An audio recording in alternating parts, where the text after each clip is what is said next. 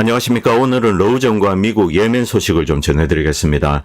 영국과 프랑스가 키예프와 오데사 그리고 르비프 지역에 파병을 한다, 이런 이야기가 나오고 있습니다. 서구의 세기를 끝내는 푸틴, 예멘 폭격은 전시용입니다.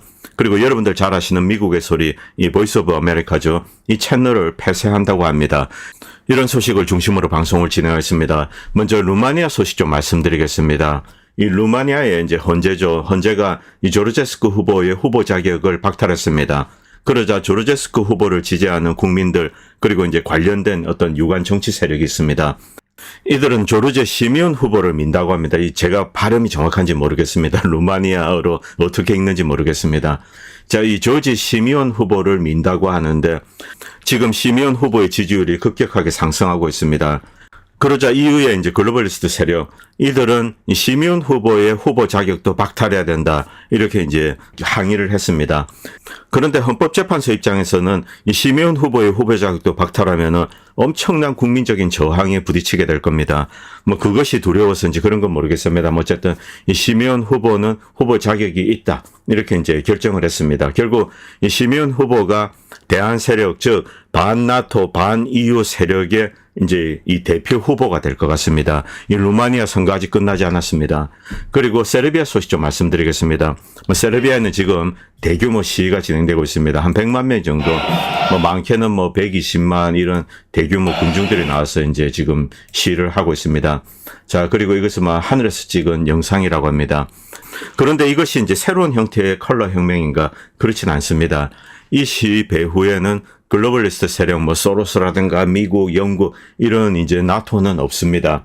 여기에서는 유럽 국가의 깃발이 휘날리거나 이런 것은 없습니다. 오직 세르비아 국기와 그리고 예수님 깃발이죠. 이것만 이제 흔들리는 거죠.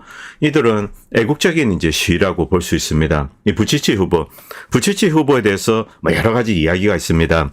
부치치 후보가 EU와 나토, 그리고 이제 이 세르비아의 민족주의 세력, 이들 간에 이제 절묘하게 줄타기를 하면서 그동안 이제 세르비아를 잘 끌고 왔다, 이렇게 주장하는 사람도 있고, 아니다, 이 부치치는 영국이 심어놓은 간첩이다, 이런 이제 주장을 또 민족주의 세력은 하고 있습니다.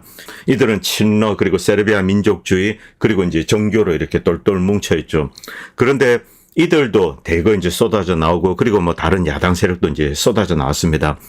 최근에 얼마 전에 있었던 여기 이제 기차역이 붕괴되는 사건이 있었습니다. 거기서 한 15명 정도가 희생되었는데, 그 사건에서 이 건축공사 관련된 이제 비리가 드러났던 것 같습니다. 이것 때문에 사퇴를 요구하고 새로운 이제 이 선거를 해야 된다.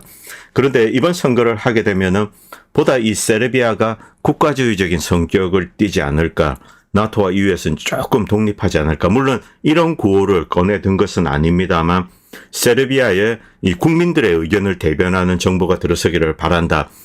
일단 외부적인 요인보다는 세르비아 내부의 정치 상황이 이 시위에 이제 기름을 끼얹었다고 생각합니다.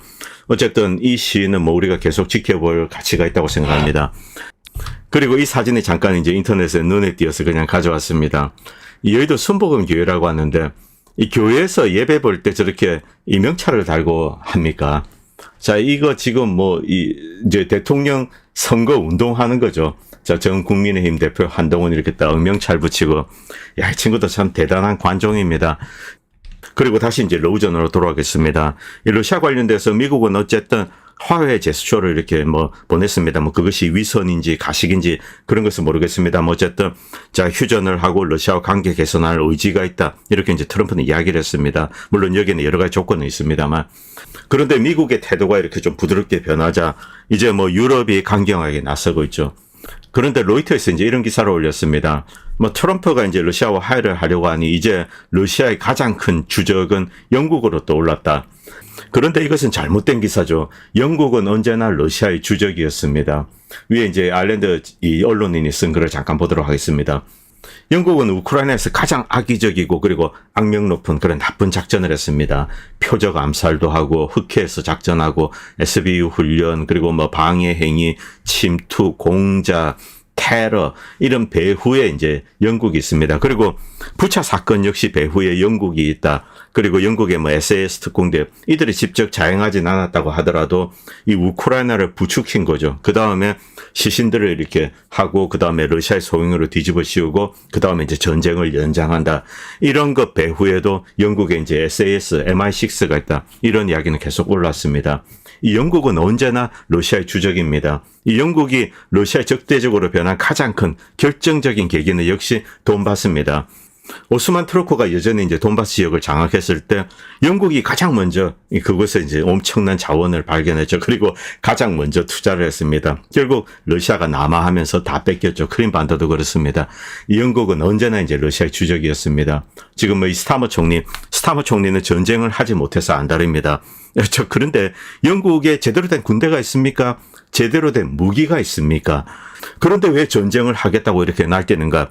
이 영국의 뭐 병력 현황 그런 것을 뒤져보면은 형편없습니다. 그런데 어쨌든 이렇게 날뛰고 있는 거죠.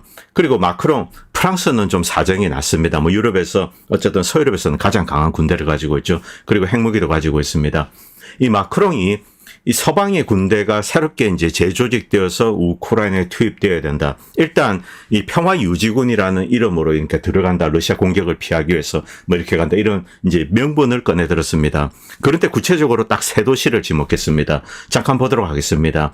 이 르비프 같은 경우는 뭐 들어오든 말든 그건 어쨌든 폴란드 땅입니다. 아마 이 르비프는 병참기지 역할을 하겠죠. 그런데 두 군데 키예프와 그리고 오데사입니다.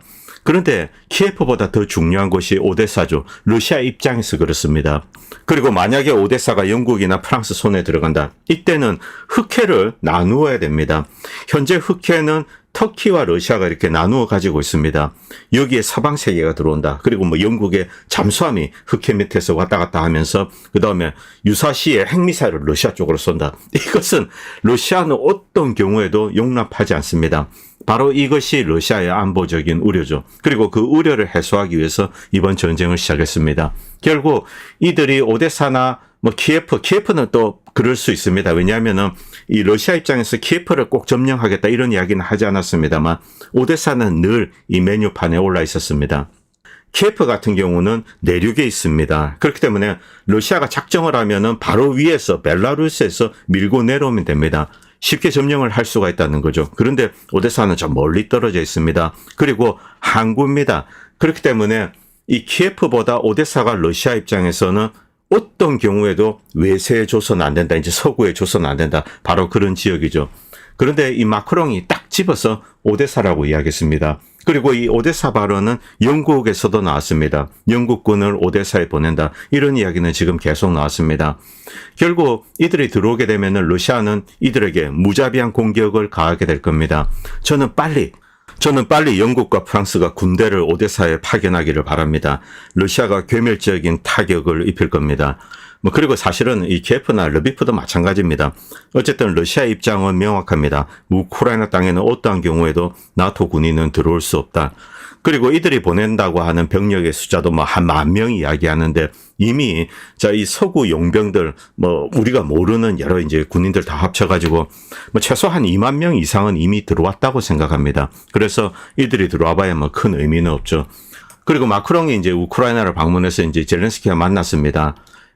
그런데 이게 지금 하는 짓이 이게 양손 잡고 쎄쎄쎄 하는 게 이게 저희 미국에서 그런 애들이 좀 많이 하는 겁니다. 무슨 말인지 아시겠죠? 무슨 G로 시작하는 그 바에 가면은 이런 모습 가끔 볼 수 있습니다. 쎄쎄쎄 하는 거. 자, 그리고 우크라이나 내 250만 불짜리 에스톤 마틴, 저는 이 차가 뭔지도 모릅니다만 오늘 처음 알았습니다. 이 밸리언트라는 에스톤 마틴 스포츠카가 있습니다. 250만 불, 한정판이겠죠. 자, 이게 우크라이나에 딱 전시가 되었다고 합니다. 도대체 누가 이런 차를 살 것인가? 젤렌스키 도당들이 이런 차를 사겠죠. 그리고 서구 언론인이 라브로프를 만나서 이제 이런 질문을 했습니다. 유럽의 입장에 대해서 러시아 측 입장은 무엇인가? 어떻게 생각하시냐? 이렇게 물었는데 라브로프는 유럽의 입장은 관심 없어요. 이렇게 딱 잘라서 거절했습니다. 당신들 이야기는 이제 들을 필요도 없고 관심도 없다. 이렇게 딱 끊어버린 거죠.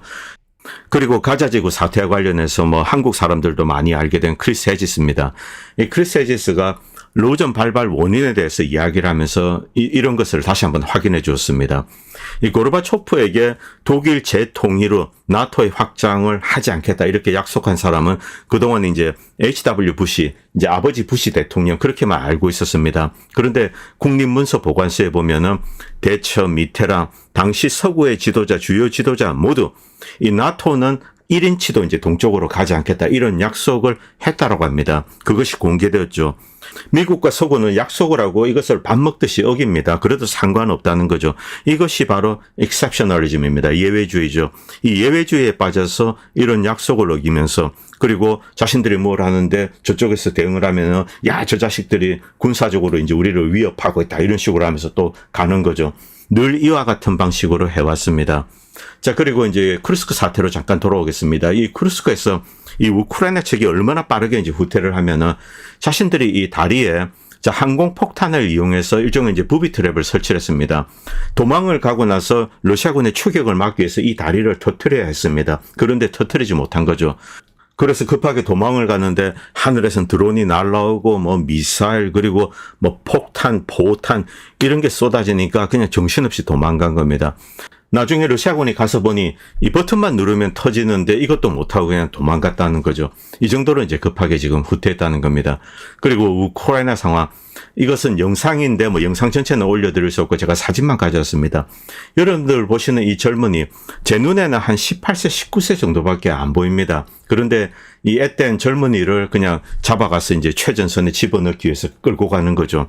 자, 지금 젤렌스키 일당이 이런 짓을 하고 있습니다. 그리고 쿠르스크 내 나토 소속 국가 용병들이 있다. 뭐 이런 이야기는 지난 방송에 말씀드렸습니다.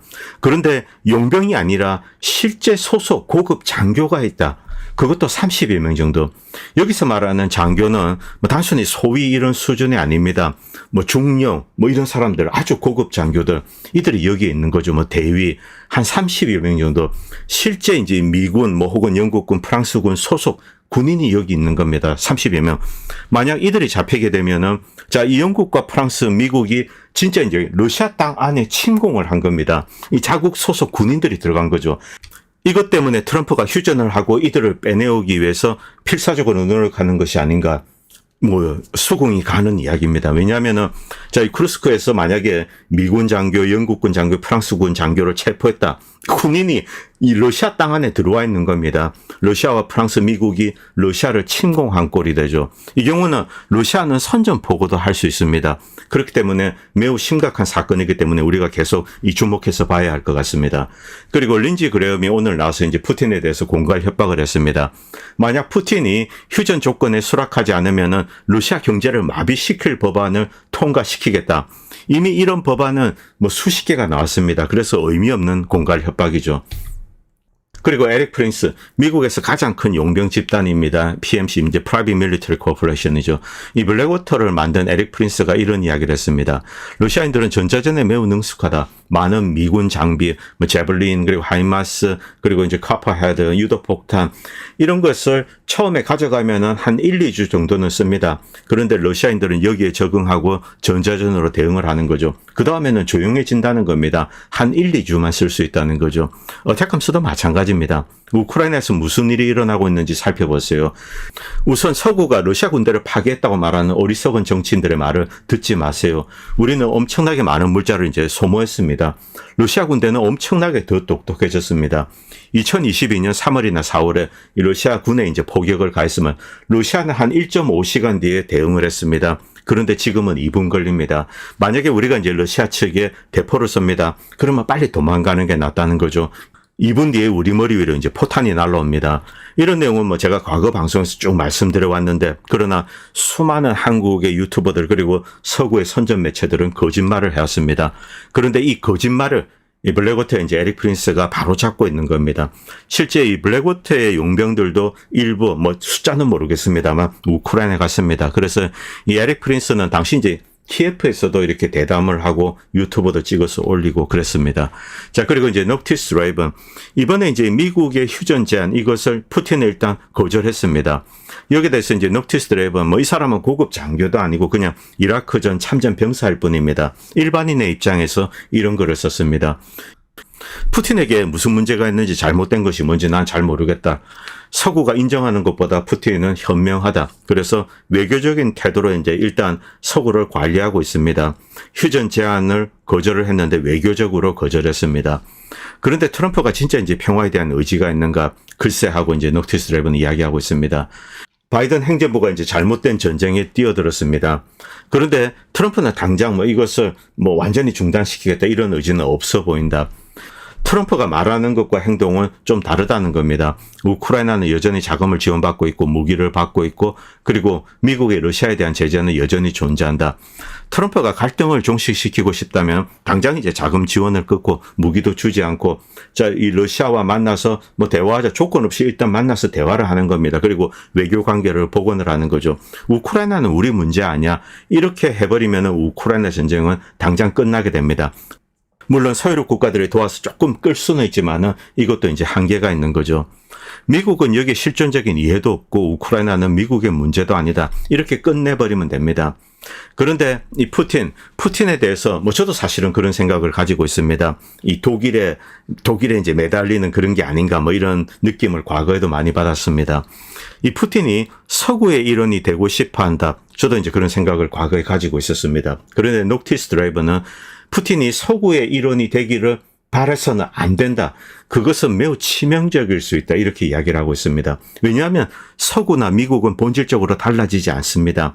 이 러시아를 해체하고 파괴해버릴 그럴 의지를 늘 가지고 있는 거죠. 겉으로는 웃고 이렇게 악수를 하면서 다시 화해하자 이렇게 이야기하고 또 러시아에 무슨 약속을 합니다. 그러나 늘 그 약속을 어겨오고 그리고 러시아에 대한 공격적인 태도를 유지하고 그리고 뒤에서 러시아를 약화시킬 공작질을 해오는 거죠. 그래서 서구에 대해서 기대하지 마라. 그리고 그들의 일원으로 유럽 국가 안으로 조인하겠다 이런 생각 자체를 안 하는 게 좋을 것 같다. 이렇게 이제 이야기를 합니다. 이 드라이버는 일반인의 시각에서 매우 솔직하게 이야기한 거죠. 그런데 소니 탕이라는 베트남 출신입니다. 유럽에서 크고 자랐는데 지금 아시아의 어느 국가에 있는데 이 소니 탕이 매우 좋은 글을 썼기 때문에 제가 좀 소개해드리겠습니다. 자, 이 겉으로는 보이지만 그 뒤에 숨어있는 흐름은 일단 우리 눈엔 보이지 않습니다. 이 각국의 행동들은 보이지만 의도는 이제 모르겠습니다. 여기서 말하는 것에만 집중하고 말하지 않는 것을 무시할 필요가 있다.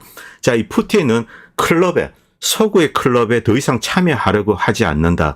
이 수세기 동안 제국주의적인 오만함에서 비롯된 망상이다. 러시아가 유럽의 일원이 되려고 한다. 이제 러시아는 그런 생각을 하고 있지 않다는 겁니다. 그런데 유럽은 착각을 하고 있는 거죠. 망상이죠. 자기들이 잘났다는 거죠. 러시아는 더 이상 추종자가 아니다. 러시아는 스스로의 방향을 이제 정한다. 국가 운영 게임에 있어서 감정적인 거부감 저항 이런 것은 버리고 생존에 관한 것에 이제 주목을 할 거라는 거죠. 러시아는 이제 포지셔닝을 새롭게 합니다. 언제 말할지, 언제 공격할지를 아는 것이 중요하다. 서구는 푸틴이 절박하다 이렇게 이야기하지만 그것은 오해다. 푸틴은 이미 수십 년 동안 서구의 기만 그리고 쿠데타 배신, 경제적인 방해 이런 것들을 이미 다 겪었습니다. 그리고 그것을 헤쳐나와서 지금까지 러시아는 살아 있습니다. 그리고 러시아의 적에게 자금을 지원하는 제국이 이 스스로의 오만으로 자기 목을 조르는 그 모습을 지금 푸틴은 지켜보고 있다. 푸틴은 구세주가 아니다. 그리고 친구도 아니다. 그는 지정학적 쇠퇴, 이 변덕스러운 흐름 속에 또 다른 변수일 뿐이다. 역사의 흐름이 있다는 거죠. 그중에 푸틴이 하나의 역할자로서 나온 것에 지나지 않는다는 겁니다. 푸틴이 평화 중재자 역할을 한다면 좋겠지만 그런 것은 중요한 것이 아니라는 거죠. 미국이라는 제국, 크게 이제 서구의 색입니다. 이 궤적은 이미 정해져 있다는 거죠. 쇠락으로 가는 겁니다. 차이점이 있는데 트럼프 정권 하에서는 이제 가면이 벗겨진다는 거죠. 트럼프는 솔직하게 이렇게 자신의 모습을 드러냈다는 겁니다. 바이든 정권 하에서는 모든 것이 이념적 열광 속에 쌓여져 있었습니다. 그리고 도덕적 우월성, 여기에 대한 환상을 가지고 세계에 이것을 주입했습니다. 이제 이것은 사라졌죠. 트럼프로 인해서 제국의 탐욕, 피로, 균열 이것이 뚜렷해졌다. 트럼프로 인해서 뚜렷해진 게 아니라 한계 상황이 왔기 때문에 트럼프가 이제 그냥 까발리는 겁니다. 그래서 이제 미국을 바른 궤도로 올려놓으려고 하는데 이런 노력이 성공할지는 모르겠습니다만 미국은 여전히 이제 많은 잠재력을 가지고 있기 때문에 어느 정도 할 수 있지 않을까. 저는 그런 기대를 가지고 있습니다. 미국에 살기 때문에 그렇기도 하고요. 모든 위대한 전략과 마찬가지로 푸틴도 단지 이 눈앞에 있는 판을 움직일 뿐이다. 우크라이나에 있어서 이 전쟁은 결코 우크라이나 관련된 것이 아니었다. 러시아를 무너뜨리는 것이 목적이었고 중국을 봉쇄하는 것이 목적이었다. 이렇게 해야지 쇠퇴하는 제국을 구제할 수 있다. 이렇게 이제 미국과 서구는 생각했습니다. 그러나 서구는 이미 패배했다. 이런 상황이 길어질수록 나토의 힘이 더욱 약해질 거다. 그렇기 때문에 미국은 먼저 빠져나오기 위해서 노력을 하는 겁니다. 자, 이 미국의 쇠락이 멈출 수는 있습니다. 그러나 다극화의 흐름은 막을 수가 없습니다. 그리고 미국 역시 이런 사실을 어느 정도 알고 있죠. 이것은 마르코 루비오의 발언을 통해서 우리가 확인할 수 있습니다. 그리고 캐나다와 미국이 요즘 사이가 좋지 않습니다. 캐나다는 이제 F-35 88대를 사오는 계약을 체결했다고 합니다. 그런데 재고할 수 있다. 뭐 이렇게 되겠습니까? 어쨌든 캐나다와 미국이 좀 티격태격하고 있습니다. 그리고 예멘 후티에 대한 이야기를 좀 드리겠습니다. 트럼프 대통령이 예멘 후티에 대한 폭격을 명령했습니다. 왜 했을까? 표면적인 이유는 자, 이스라엘을 보호하기 위해서다. 뭐 이렇게 이야기를 했습니다.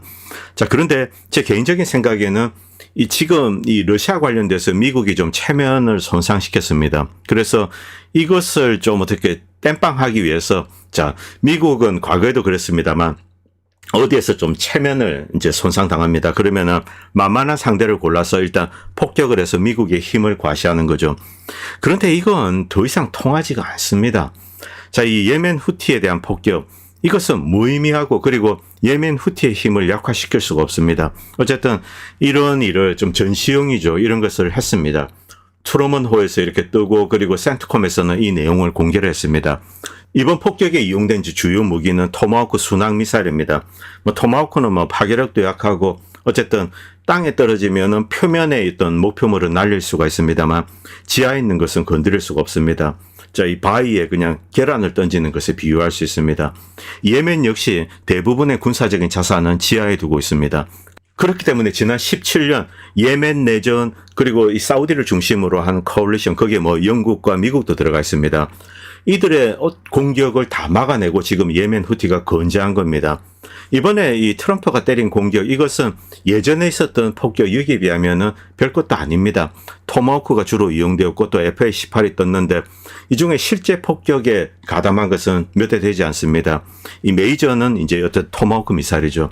그리고 예멘 역시 미국에 대응해서 18발의 이 탄도미사일을 쏘았다. 이렇게 이야기를 했습니다만 일단 트루먼호를 노렸는데 맞추지는 못한 것 같습니다. 날아가다가 이제 대부분 요격이 되었겠죠. 어쨌든 예멘은 이제 미군 관련된 시설에 보복 공격을 하겠다. 이렇게 이제 다짐을 했습니다. 이게 지금 폭탄이 떨어지고 토마호크 미사일이 날아오고 그런 광경입니다. 항구 그리고 유전 관련된 시설 이런 데 떨어졌다고 합니다. 자, 지금 표면적으로는 이스라엘을 보호하기 위해서 이스라엘을 위해서 이렇게 했다. 이렇게 이야기를 하고 있습니다.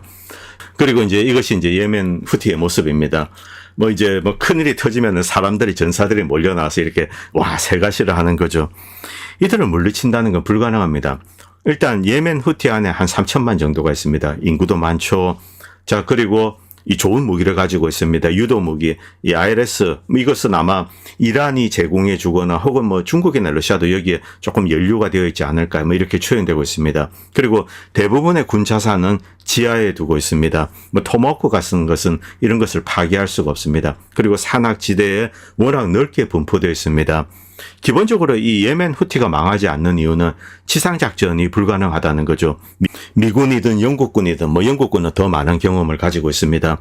자, 그리고 사우디, 아랍에미리트 이들 코얼리션 연합군들 이들이 지상군을 보내서 후티를 꺾는다. 이것은 불가능하다는 이런 사실은 이미 17년 동안 입증이 됐습니다. 그래서 예멘 후티는 계속 건재할 겁니다. 결국 이번 공격은 예멘 후티를 자제시키려는 그런 노력의 일환으로 보이고 또 그리고 미국의 손상된 체면 때문에 좀 과시형으로 한 작전이 아닌가 그렇게 추정되고 있습니다. 실제 트럼프 일기 때도 이런 공격을 많이 했습니다. 아프가니스탄이 대표적이죠. 아프가니스탄에는 정말 세게 이렇게 반격을 했습니다. 그래도 결국은 실패하고 무너졌죠. 그리고 이제 루비오 역시 이 폭격은 이스라엘을 위한 거다. 그리고 이스라엘 국민들은 우리 국민이다. 이런 표현까지 썼습니다. 참, 이 미국의 진짜 문제가 무엇인가? 미국의 진짜 문제는 중국도 아니고 러시아도 아니고 이 나라일 수도 있습니다.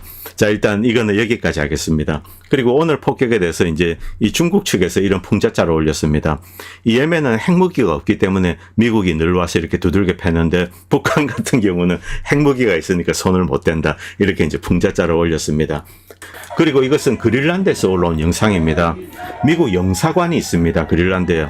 그런데 이 앞에서 이제 시위를 하고 있는 사람 95%가 반대를 하고 있다고 합니다.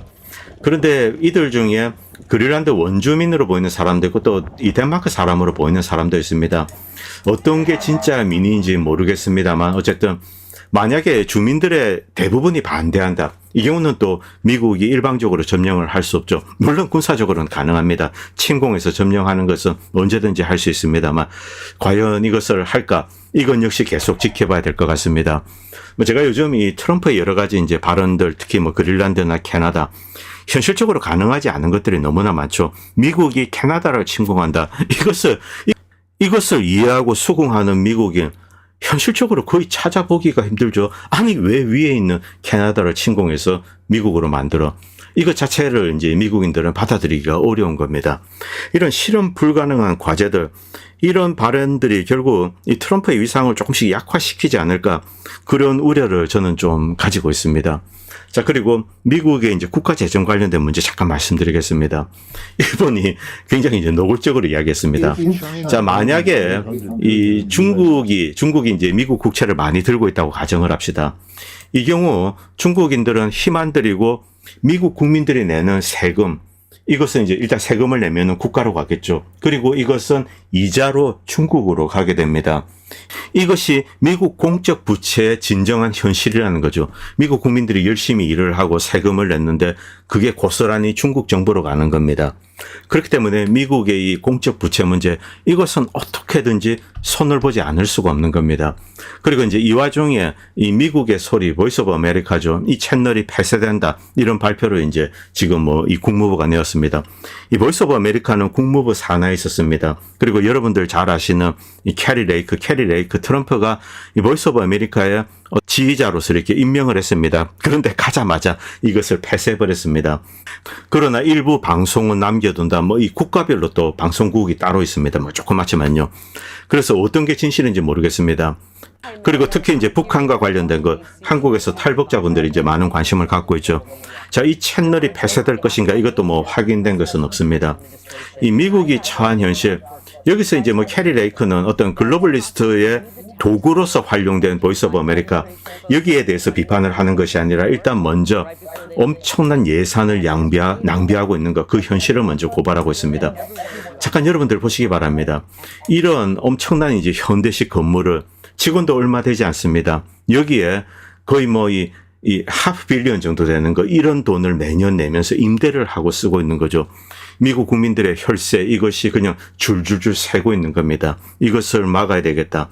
이 트럼프가 글로벌리스트 아젠다의 확산을 막기 위해서 이 방송을, 이 채널을 폐쇄할 수도 있고, 그리고 또 다른 목적은 이제 천문학적인 공적 부채를 줄이기 위한 거죠.